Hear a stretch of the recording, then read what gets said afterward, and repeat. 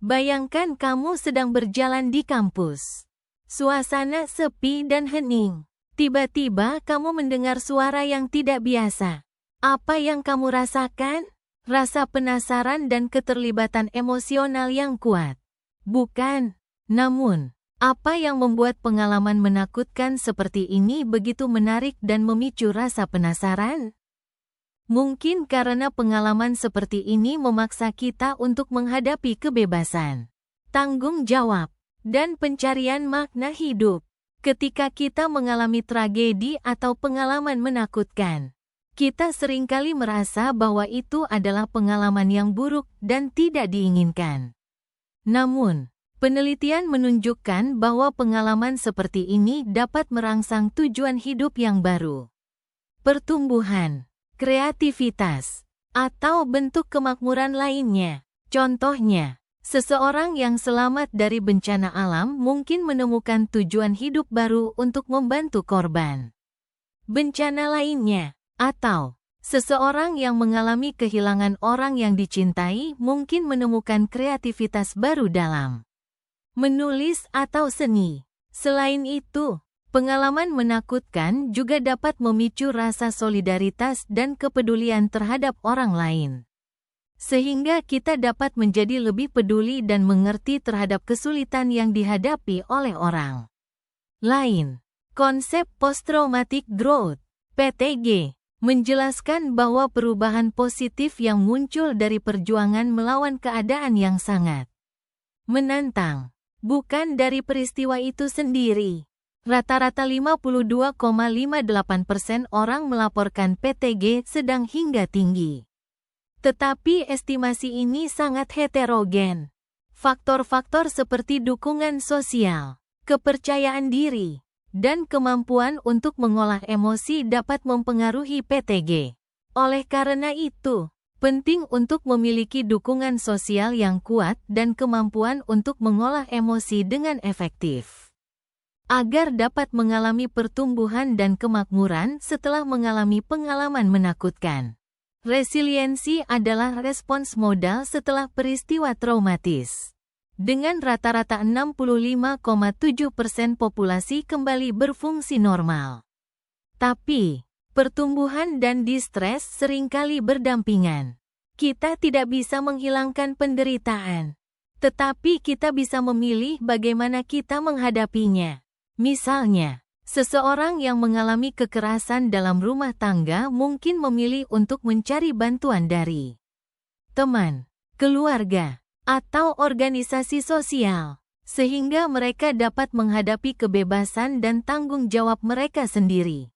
Selain itu, kita juga bisa memilih untuk mencari bantuan dari profesional, seperti psikolog atau konselor, untuk membantu kita mengatasi kesulitan dan penderitaan.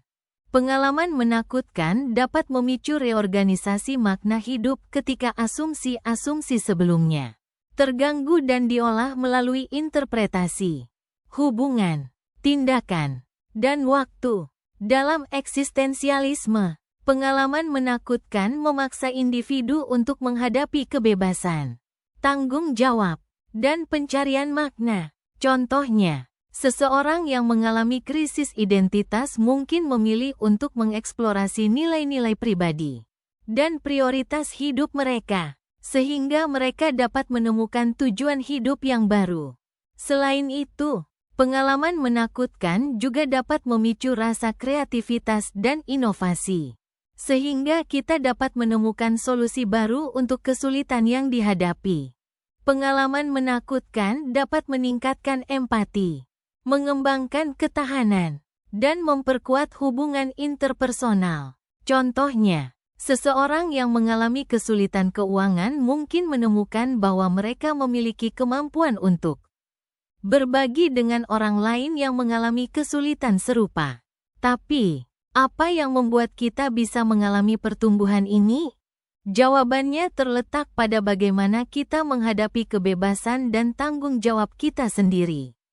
Ketika kita memilih untuk menghadapi kebebasan dan tanggung jawab kita sendiri, kita dapat memulai proses pertumbuhan dan kemakmuran, bahkan di tengah kesulitan dan penderitaan.